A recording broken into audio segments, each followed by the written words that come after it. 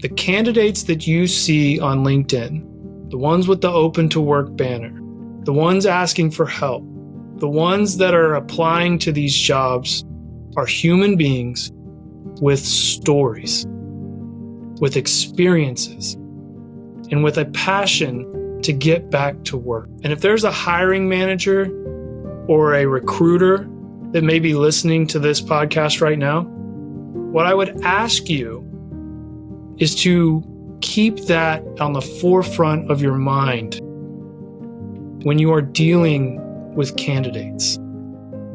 But the reason why this is on my heart is because a lot of companies now are not treating candidates as if they're human beings, in my opinion. They don't get back to you. They don't even have the courtesy to send you a rejection email most of the time. But as we look at the job landscape, my plea to everyone is just to look at people with empathy and as human beings. Because I think if we can do that, our job market and what all surrounds this and how difficult it is and all the things will start to get a little bit better.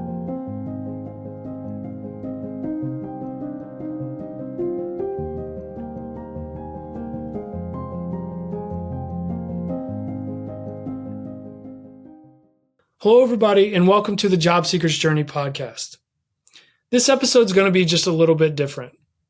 I had another episode that I was going to put out today, and over the course of the last week, especially the last couple of days, I've had something that just constantly was on my mind, on my heart, and I knew that I needed to pivot a little bit and do this episode instead, and then we'll get back to what I was going to do next week. As many of you know, not only am I doing this podcast, but I'm also a job seeker myself. I was let go from a company in September of 24, and I've been on the job search along with many of you for the last 7 months, I think it is. And it's been a windy road, had some highs, definitely had some lows, had a chance to start this podcast for reasons I'll get into in a second. And so there are some things that I've noticed over the course of this time that I just wanted to bring up in an episode.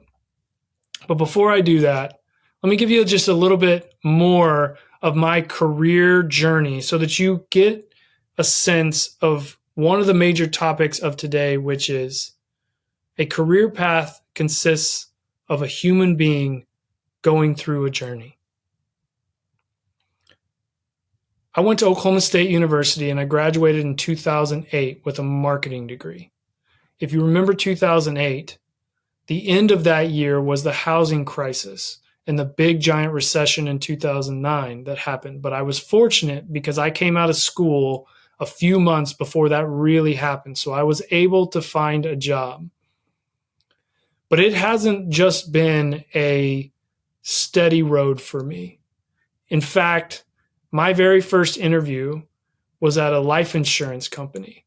At the time, other than the job I ended up getting, the only companies who showed any interest in me at that point was life insurance sales. Now, I wasn't a salesman in high school, wasn't a salesman in college, never claimed to be. I knew it was a stretch, but it was my very first interview of any kind of career type job. So I was excited that they reached out to me. This particular company wanted you to do 2 personality assessments before they decided if they wanted to bring you in for an interview. And I took those assessments. And one day I got a call from the hiring manager. And the hiring manager said, "I'm a little bit intrigued by you." And I said, "Oh, really? That's interesting." And he said, "Yeah, here's why." He said, "I have good news and I have bad news. Which one do you want to hear first?" And I said, "I'd like to hear the good news." He said, "The good news is on one of these assessments, you scored higher than anyone I've ever had taking these tests." And I said, "That's great." He said, "Here's the bad news. Bad news is on the other one, you scored lower than anyone I've ever had take these tests. So I'm intrigued by you and I'd like to bring you in for an interview." Now, as I mentioned, this is my very first real interview. I didn't have a suit. I had to go buy one. I had to drive from Stillwater, Oklahoma to Tulsa. It was a, little over an hour drive. I'm nervous, but excited. I get in there. They make me wait for 15, 20 minutes, like sometimes happens. Nervousness is growing. I go in to talk to the hiring manager, and he says, okay, let's talk about this test that you didn't do very well on. I said, sure. He said, you scored high, like extremely high in self-sacrificing. Now, I was brought up in Tulsa. I was brought up in a church-going family. I was always taught that the group dynamic is more important than yourself, that the well-being of everyone is better than being all about yourself. So to me, this was a good thing. But the awkwardness that happened with 30 to 45 seconds of silence started to get uncomfortable. Finally, I broke that silence and I said, isn't that a good thing? And he said, not for this. Because this is life insurance sales. And you have to want to be the best. This is commission based. If you don't want to be number one, then you're not going to succeed here. And that was my first interview. It ended in less time than they had me wait in the lobby. But then I knew about an onboarding program at a company that my father worked at called Baker Hughes. And if you aren't familiar with Baker Hughes is an oil field service company to all the major oil companies out there. They're huge. It's a great company. They cover all aspects of the oil field operations. It's a great program. And I knew, because I knew a person that was a business major like me that had gotten into that program the year before. So I knew that they took people like me into this program, even though the company is mainly made up of a bunch of engineers. And I knew that, but I also knew that they did take business majors. So I went to the job fair at my school and I found their booth, and I knew they were going to be there, and I found their booth, and I walked up to the recruiter and I handed him my resume and I said, I'm interested in applying for and being a part of the RAMP program. That's what it was called. And I'll never forget, he looked me dead in the eyes and he said, we don't want you. And I said, no, I know that you take business majors. I know that you took one last year. And I understand that it may not be what's ideal because you're looking for a bunch of engineers, but I know you do take business majors. Will you at least take my resume, send it into the hiring people, and then they can decide from there? And he just, again, looked me dead in the eyes and said, we don't want you. Now, I knew who the hiring people were because, again, my father worked there. I got a hold of them via email and asked them if they would consider my resume. They did. And ultimately, through going through a couple of interviews, I was able to secure that job. And it was great. Best onboarding program I could ever imagine. 3 months classroom, 3 months being in a field office. I learned everything that Baker Hughes had to offer. I got to talk to all the heads of the different departments and learn what the different departments did.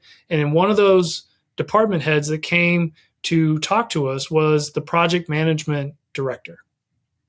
And the moment he started talking, I knew project management is my calling. It suited my personality. It had everything that I wanted out of it. I would get to talk to all these different groups. I got to be a part of some amazing projects, all of these things, right? I knew that was for me. But there wasn't a position available. So when I got sent out to the field office, that was in Huntington Beach, which is a great place to go for an oil field operation. Of all the different places they can send you, Huntington Beach, California is amazing. And I ended up staying there. I got my permanent position out there, and I ended up staying there for 3 years. And it was a great experience, but there was an issue. Everything that I knew and ever experienced in my life was in Oklahoma. And what I mean more than experiences is people, friends, activities. I played in bands all through college. I was doing that up until literally the day I left to go to California. All of my friends were still around here, and I knew no one out there. Now, I made some good friends out there, mostly at work. I didn't know anyone else. But I had an issue, and that was I was depressed. I had left everything I knew, lost a lot of those friends. I was isolating myself. I was abusing alcohol at the time. And I was on the verge of making some really bad decisions. So after being out there for 3 years, I decided this isn't where I need to be. And I need to go back to an area where I know who I am and the people around me, and I can get back to being me. So I did. And I got a PM job at a company that was very difficult to work for. Not because of the people, not even because of the company. Situations. It was a global company. A lot of my customers were in South Korea. They were great, but the culture is completely different. It was a tough job. I dealt with some tough things. Did a lot of travel to South Korea, did a lot of things. But then I met my wife, and when we got married, I moved to Oklahoma City, so I had to get another job. And I got to go back to Baker Hughes and do some inside sales for them. All that was going great. 2014 was a great year for the oil field. Everything was going great. And then in 2015, oil prices tanked and there was a major downturn in the oil field. And I experienced my very first layoff. As you've heard me talk about before, that very first one is traumatic. For the first time, I had a company say, "You've done a good job for us, and it's not because of you, but today's your last day. Get out. Your services are no longer needed." Now, I said that more harshly than they did, but that's essentially what they said.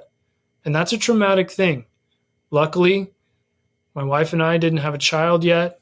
We were newly married, but my wife was able to keep her job, and we were going to be okay. But I went through that first traumatic experience then, and I had an issue.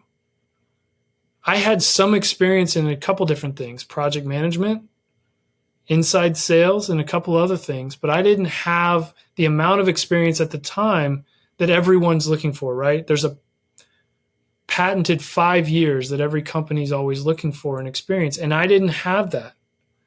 And if I wanted to have a job that wasn't basically starting over, having worked at that point for 7 years, then I needed something behind me.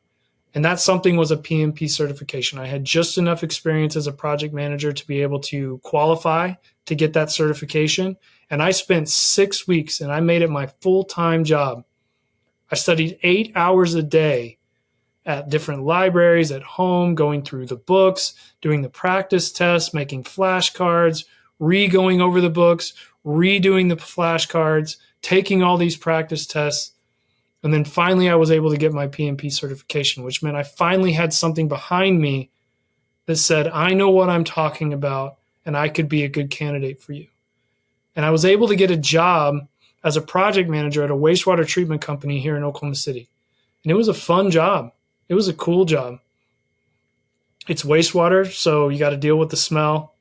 But it was a cool job, and I learned a lot, and I did a ton, and I traveled a lot around the country, and I got to see different areas of the country, and I had to learn how to speak to people in different regions because different cultures in the different regions of the United States are a little bit different.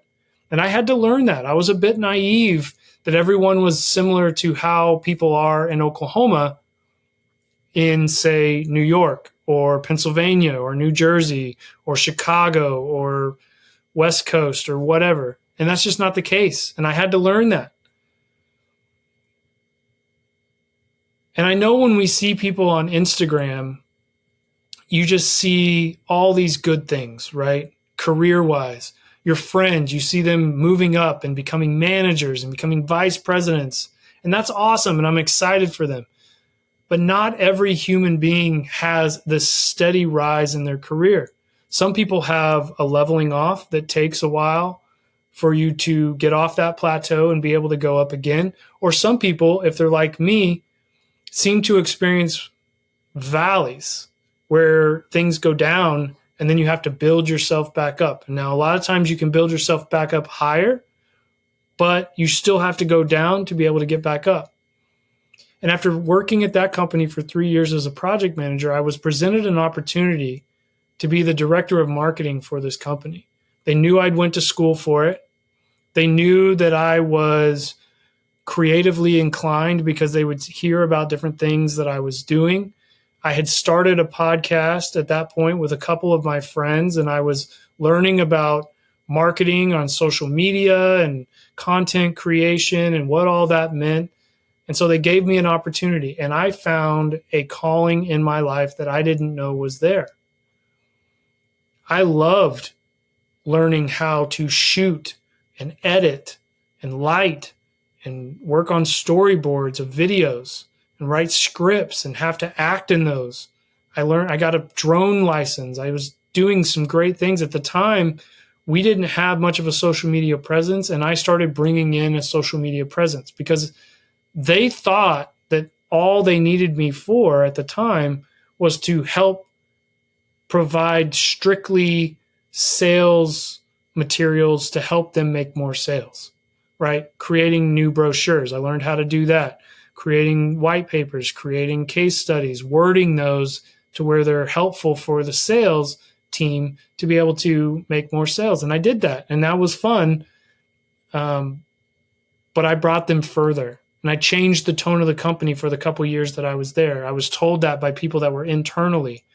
I was able to bring information, made 3D animations of our products that they never thought that they would get, that not only helped them make more sales, but educated the people in the shop that were building this stuff and telling them what we did. It was amazing.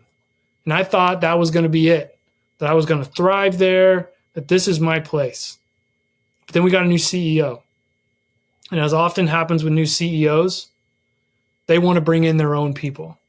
And I had a conversation with the incoming CEO where even though he admitted he didn't go to school for marketing, didn't know much about it, hadn't really looked at what progress we had made, he decided that he knew more than I did because he went to a fancy Ivy League school, and that he wanted to bring in somebody of his own. So I was laid off again. At this point, I have a 5-month-old child. Expenses have gone up. It's a scary time. This is in 2020. We all know what happened in 2020. COVID was happening. It was it was in the full force. People weren't going back to work yet. Jobs were kind of drying up a little bit because of COVID and the uncertainty there. And after 6 months, I had to just take a job. I needed to have that income come in. And I took a job. And for the first time, I was at a job that just wasn't a cultural fit. Great people, really good company, just not a cultural fit for me. Based on my past experience and what I had experienced as an employee of companies, not a good fit. So I had to leave my first job. That wasn't for moving reasons or things like that. And I took a contract job at a higher education place, worked internally in their IT department. But I got to learn. I got to grow. And I had learning to do. And I wasn't automatically knowing everything about the job, but I was eager and I was willing to work and I was good at what I did. So I took that job. And that was coming to an end. That was only going to be a year. And I got to go into consulting. And I got to do IT consulting for city and state governments. And that was incredible. I worked with the city of Chicago, a huge city. And when you're from Oklahoma like I am, that is a huge city, obviously. And I worked with the mayor's office, and I worked with the Massachusetts State Lottery, and I worked with the Houston Airport Systems, and I worked with all these different people on doing projects that were just incredible. And I learned a ton. Now, I had some growing up to do even then. I had a boss at the time that even though the way he delivered information to me was extremely harsh, he had my best interest at heart and he helped me. But it came off as harsh at the time. And at the time, I would kind of shrug it off because it came off so harsh. But he was right. And I had to learn how to be a better professional. and learn more about leadership. I was a decent leader, but I needed to become a good leader, and he helped me find that. And then from there, I got recruited to my last job. You've heard me talk about that. Love the culture, love the people. Thought I had found my place that I was going to be at for 20 years. And then one day I just got a call. I hadn't had any bad reviews, hadn't had any performance reviews, hadn't done anything bad performance-wise, but just suddenly got a call saying today's your last day. And they had a right to do that. I work in a right-to-work state. They don't have to have a reason to let you go. They said they did. But it wasn't because I did anything wrong. They just was letting me go. And then I got into this job search. Now, I don't tell you all that to try to get any sympathy. I don't tell you all that to say, man, he's been through it. That's not why I'm talking about it. That brings me to why I wanted to have this episode today. I am simply a human being that wants to work, that is good at what I do, that has always gotten along with anyone I've ever worked with. I've always had great relationships, still have great relationships at any place I've ever been. But I have a plea to not only job seekers, but to hiring managers, the companies that are trying to bring in employees and recruiters and everyone involved in this job seekers journey. And that's to look at the candidates as a human being who needs and wants to work. We need income. Things aren't free, as we all know. Inflation's gone way up. Now, I'm fortunate. My wife is a rock star. She's amazing at what she does at work. We've made a lot of good financial positions to where we can keep the lights on and we can pay for our food. And we don't have a lot of extra expenses that could bring us completely down. And I know that's not the case for everybody. But to hiring managers and to recruiters, job seekers are human beings who have wants and desires and wants to work for you. Especially if you get into the second, third round of an interview, they want to work there. They've done their due diligence. They know about your culture. They know what the position is. And if they're still interested, they want to be there. And I understand you have things that you need for that particular position, skills. You can't necessarily bring somebody up who doesn't know anything about that job. I understand that. And I respect it. But they're human beings. And they're hoping that once they get to that second and third round of an interview, that you want them to, right? And I know you make a decision, and that's great. But there's so many companies out there that ghost candidates or leave them hanging for weeks on a time or make the interview process last months and then once they go through that, I've been fortunate to be in 5 rounds of interviews, and I got to the final round 4 times. I have 2 pending right now, and I've had 2 previous.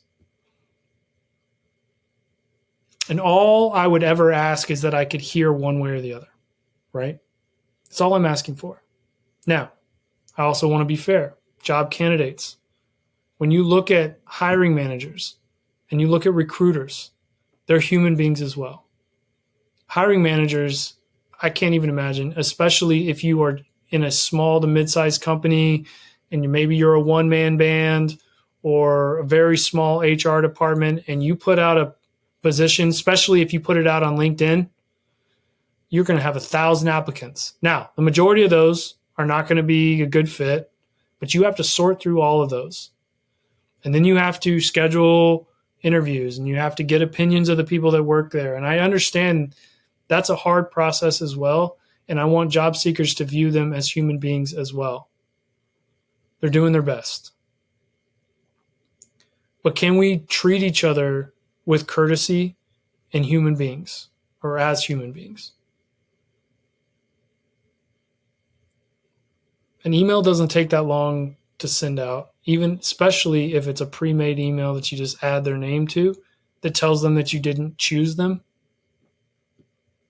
But that at least closes that door and allows them to move on. The only thing I want with this podcast is to bring information and to bring encouragement to those going through this hard process of finding a new job. I'm not going to lie, it's incredibly difficult. The amount of mental gymnastics you put yourself through, you're dealing with rejection. If you got let go from a company, you're dealing with that rejection. You apply to something and they don't choose you, you're dealing with that rejection. You go through an interview process and they don't choose you, you deal with that rejection.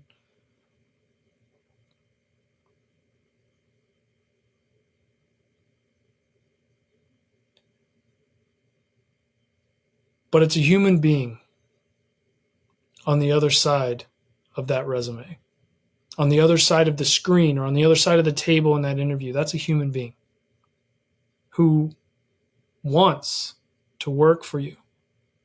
We're not lazy. As I mentioned, I've been on a job search for 7 months. I've been applying basically daily. Now I'm learning tools to be smarter about it, not just blindly apply to everything, tailor my resume, learning how to have better interviews, how to have better professional contacts.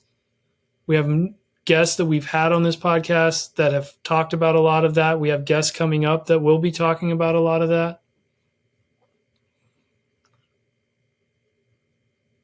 But my plea to everyone is to see the humanity in this process. And that's what I really wanted to say today. And if this is your first episode that you have ever listened to, this isn't a normal episode. I normally have a guest on who's an expert in some different area. I've got 2 that are in the hopper already. I'm about to start interviewing some more people. Normally I'm talking to them. They're talking more than I am. And that's the way I wanted it to be. And the goal of this is to bring information, encouragement, and tell other job seekers that they're not alone, and to keep their head up and to keep moving forward, because it's very easy to isolate yourself, get yourself in a bad mental spot, bad physical spot. And so that's the goal of this podcast. So if this is your first one, this isn't normal, but thank you for listening, especially if you've made it this far. And if you know someone who's going through a job search, I would just kindly ask you, please share this podcast with them. Tell them that you think this might be able to help them in their search.